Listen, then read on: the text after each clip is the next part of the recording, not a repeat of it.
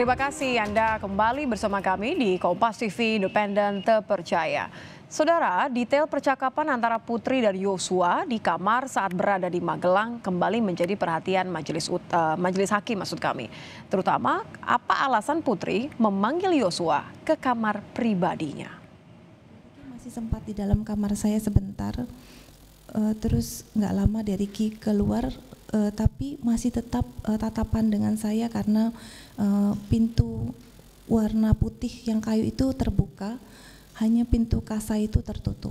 Tapi dari Ricky masih bisa melihat saya, jadi saya tidak berduaan dengan Yosua di kamar. Menyangkal berdua saja di kamar dengan Yosua, itulah yang ditekankan Putri Chandrawati ketika dicecar hakim terkait detail percakapan dirinya dengan Yosua. Apalagi keterangan Putri ini berbeda dengan kesaksian Ricky yang menyebut dirinya tak bisa mendengar apapun karena hanya berdiri di luar kamar. Selama berapa lama Yosua berdua dengan saudara Putri di dalam? Tidak terlalu lama yang mulia waktu itu. Apa yang dibicarakan saudara tahu? Saya sempat kepo yang mulia, maksudnya sempat apa sih, ada apa sebenarnya, saya coba-coba dengar, tapi pas diem saya dengar cuma kayak yang gitu aja yang mulia. Tak ingin ada yang luput terkait percakapan keduanya di Magelang. Hakim kembali bertanya alasan Putri mengapa ia masih meminta Ricky Rizal untuk memanggil Yosua ke kamar. Putri pun mengaku hanya meminta Brigadir Yosua mengundurkan diri setelah peristiwa di Magelang. Waktu itu saya sampaikan ke Yosua bahwa saya mengampuni perbuatanmu yang keji. Dan saya minta dia untuk resign. Detail interaksi Putri dan Yosua menjadi penting karena diklaim pihak Sambo sebagai motif untuk menghilangkan nyawa. Kesaksian Putri dan pihak yang dianggap sebagai saksi mata pun akan menjadi pertimbangan hakim untuk menentukan putusan nanti. Tim Liputan, Kompas TV. Ya, sejumlah fakta baru terungkap dalam kesaksian Putri Chandrawati, terutama terkait dengan percakapan dirinya dengan Yosua setelah peristiwa di Magelang. Untuk membahasnya sudah ada pengacara keluarga Yosua, Martin Simanjuntak. Selamat malam, Bung Martin. Selamat malam, Mbak Nitya. Apa kabar? Baik, alhamdulillah. Mudah-mudahan Bung Martin juga tetap sehat. Saya ingin menanyakan tanggapan Anda. Ini kan kesaksian Putri kemarin sangat emosional ya, penuh dengan drama dan air mata. Menurut Anda? Ya, yang pertama kita harus cermati dari penampilan ya. Ada yang berbeda dari penampilan Bu Putri pada persidangan kemarin, ya.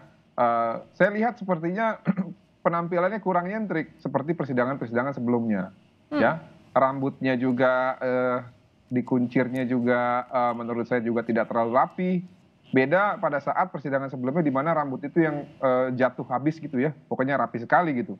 Lalu penampilan make up-nya juga tidak terlalu kelihatan dan bajunya tidak terlalu bagus gitu ya kalau menurut saya. Nah, andai kata pada saat di awal persidangan Bu Putri konsisten melakukan ini sejak dari awal, saya Ini pikir, adalah penampilan maksudnya ya? ya, saya pikir akan lebih memudahkan ya ataupun lebih mendapatkan empati dari hakim dan juga mungkin sebagian dari pengaruh sosial. Oke, saya potong. Nah, Berarti maksud Anda penampilan kemarin disengaja terdakwa Putri Chandrawati untuk meminta simpati baik dari hakim maupun dari publik? Nah, penampilan ini sebenarnya related ya dengan apa yang terjadi di depan persidangan kemarin, yaitu tangisan, ya, terus suaranya di jeda-jeda panjang gitu ya. Karena hal-hal tersebut tidak akan berpengaruh apabila penampilannya tidak mendukung. Nah, makanya saya bilang harusnya dilakukan sejak dari awal mengenai penampilan tersebut. Namun, kembali lagi ya Mbak Ditya, desire ya atau hasrat ataupun keinginan dari seseorang itu memang tidak pernah bisa dikontrol. Nah, sayangnya memang akhirnya mungkin Bu PC ini mendengarkan nasihat hukum dari ataupun nasihat dari orang-orang itu terlambat. Nah, mengenai tangisan, saya tuh pernah membaca ya beberapa buku di mana nefisil Amerika itu menggunakan kekuatan pikiran untuk mengalahkan kekuatan tubuh. Bahkan mereka yang tadinya hanya bisa bernapas 2 atau 3 menit bisa sampai dengan 5 menit. Bahkan yang tadinya bisa kedinginan atau kepanasan. Ini bisa konteksnya jadi apa kalau untuk kedinginan, kesaksiannya Putri? Hal tersebut tidak hanya dikuasai oleh Nevisil. Ada beberapa orang yang pintar, ya, yang memiliki reputasi tinggi, kekayaan yang tinggi, yang juga memiliki keahlian tersebut, ya.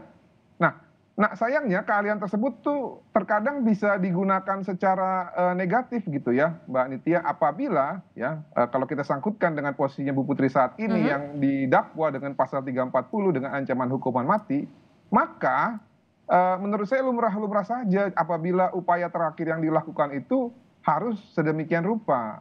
Ya, kita kan juga tidak tahu sebenarnya Bu Putri ini nangis karena apa? Karena takut dihukum mati kah? Atau karena memang benar-benar depresi. Namun kok kalau depresi aneh, di tanggal 9 Juli, di mana yang bersangkutan mengatakan ya, pasca kejadian katanya hanya bisa menangis dan di kamar, ternyata faktanya tidak. Di tanggal 9 Juli itu, menurut kesaksian ART yang tidak hadir di persidangan dan hanya dibacakan BAP saja, kalau nggak salah namanya dia, Bu Putri itu masih bisa sarapan bareng sama Verdi Sambo. Dan juga pasca sarapan mengajarkan ART tersebut untuk bekerja. Nah ini kan berarti tidak konsisten nih, tidak inline dengan yang disampaikan depan persidangan. Belum lagi mereka masih makan bersama dengan para ajudan. Belum lagi mereka masih hahaha ya di depan persidangan. Dan baru depresi itu semenjak kami datang tanggal 18 Juli melaporkan mereka-mereka ini dengan delik pembunuhan berencana. Disitulah mulai terguncang dan disitulah mereka mulai menemui Dewan Pers untuk men-shutdown ataupun menutup mulut seluruh media di mana mereka mendalilkan bahwa Bu Putri ini diperkosa. Seharusnya siapa yang mendalilkan dia berani membuktikan, bukan menutup akses dari pemberitaan gitu. Jadi maksudnya Anda melihat bahwa ini Anda tidak percaya air matanya atau Anda meragukan alasan dibalik air matanya? Ya, air matanya ada, betul. Saya tidak menafikan itu, memang ada air mata. Nah, namun alasannya kenapa menangis, nah ini yang menurut saya paradoks gitu ya. Apakah karena memang, sorry ya dalam tanda petik, yang saya bilang tadi keahlian manipulatif, atau memang membayangkan hal yang lain gitu. Apakah memang membayangkan timah panas bersarang di jantung gitu kan ya, walaupun saya sebenarnya tidak sepaham juga dengan cara-cara seperti itu gitu loh dalam pemidanaan. Nah, kalau saya sih lebih curiga dua-duanya itu, Mbak Nitya. Oke, Anda curiga bahwa ini adalah upaya begitu ya, upaya untuk mengambil simpati seperti yang Anda katakan di awal tadi. Anda melihat bagaimana? Hakim kan sebenarnya kan sempat juga meminta Putri untuk sudah jangan menangis begitu ya. Anda melihat ini hakim tidak percaya atau sekedar ya supaya dilanjutkan saja keterangannya dengan jelas? Bukan gini Mbak Nitya, setiap orang itu kan punya cara masing-masing. Kayak kami lawyer ya, kami lawyer ada 9, masing-masing kami ini punya konsep beracara ataupun seni berperkara. Nah sama dengan hakim. Kalau kita cermati ya yang disampaikan oleh hakim, jangan nangis lagi, nanti saya jadi ikutan nangis. Itu kan sebenarnya kan mau menghibur supaya mungkin kalau maksud saya mungkin stop lah nangis itu ya. Nah mengenai keyakinan hakim sebenarnya kemarin itu saya yakinnya begini ya. Penasihat hukum kan meminta ya agar meyakinkan ya. Meminta bahwa pemeriksaan itu tertutup saja karena ada unsur asusila. Namun apa yang disampaikan oleh hakim? Hakim nggak mau. Berarti apa? Berarti hakim yakin. Setidak-tidaknya ya, kalau menurut saya kan pemerkosaan itu angan-angan. Ya. Namun kalau dalam pemikiran hakim, setidak-tidaknya pemerkosaan itu tidak dapat dibuktikan gitu loh. Walaupun menurut saya itu angan-angan. Oke, Anda yakin bahwa hakim meyakini bahwa tidak ada peristiwa di Magelang itu begitu ya? Tidak, dan ini sudah dikunci dengan pendapat ahli Bapak Muhammad Mustafa ya, ahli kriminologi dari UI yang mengatakan motif tidak bisa selama tidak ada bukti yang kuat.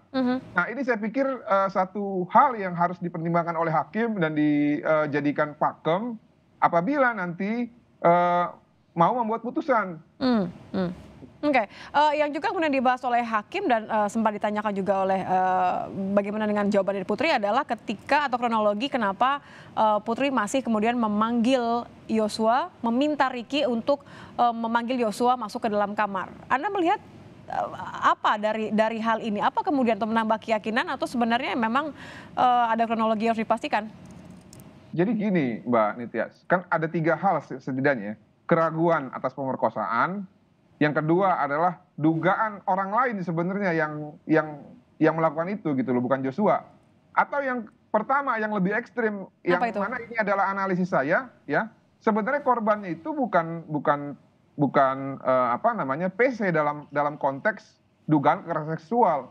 Tapi korban itu adalah menurut saya Joshua yang justru mau di sexual abuse, ya, tapi memang Joshua menolak.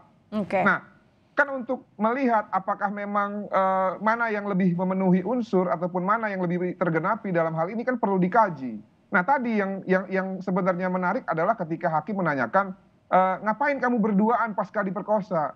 Itu kan kalau berdasarkan teorinya Bang Reza ya, itu langsung masuk ke fase ketiga, recovery, langsung bisa apa namanya? Pemulihan begitu ya? berani Yang untuk- seharusnya memakan waktu cukup lama sebenarnya. Iya, yang mana kalau berdasarkan kajian ilmiah itu apa namanya gejala trauma psikis itu bisa berbulan-bulan, namun bisa langsung recovery pasca diperkosa. Ini kan juga amazing. Apalagi kalau kita kaitkan dengan peristiwa di tanggal 8 Juli, justru orang yang mengaku diperkosa itu mau isoman bareng sama orang yang memperkosa. Ini kan aneh, Mbak Nitya. Nggak masuk akal. Gimana bisa begitu? Apakah memang nanti mau diperkosa lagi? Nah kan suaminya juga harusnya paham. Orang tertuduh yang dibilang memperkosa itu mau diisomankan bareng sama istrinya yang sudah diperkosa. Ini kan aneh gitu loh.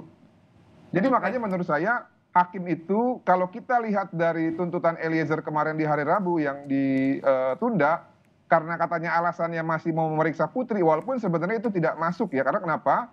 Berdasarkan pasal 189 KUHP kan keterangan terdakwa itu hanya mengikat kepada diri sendiri. Jadi tidak ada hubungannya tuntutan Richard Eliezer yang berkas perkara nomor perkaranya itu dipisah dengan keterangan terdakwa Putri. Yang lebih berhubungan adalah memang dalam hal ini ya jaksa penuntut umum sudah yakin bahwa pelaku utamanya itu bukan Richard Eliezer, namun terdakwa yang lain yang kemungkinan akan disidang di hari Selasa. Oleh karena itu mereka mau menuntut lebih dahulu ya pelaku utamanya, barulah yang lain-lain. Nah, di sini juga saya melihat bahwa dengan ditundanya tuntutan dari Richard Eliezer, maka jaksa itu yakin bahwa memang Richard Eliezer adalah justice collaborator gitu ya. Demikian, Oke. terima kasih. Baik, terima kasih Bung Martin Simanjuntak, pengacara keluarga Yosua sudah bergabung bersama kami di Kompas Malam.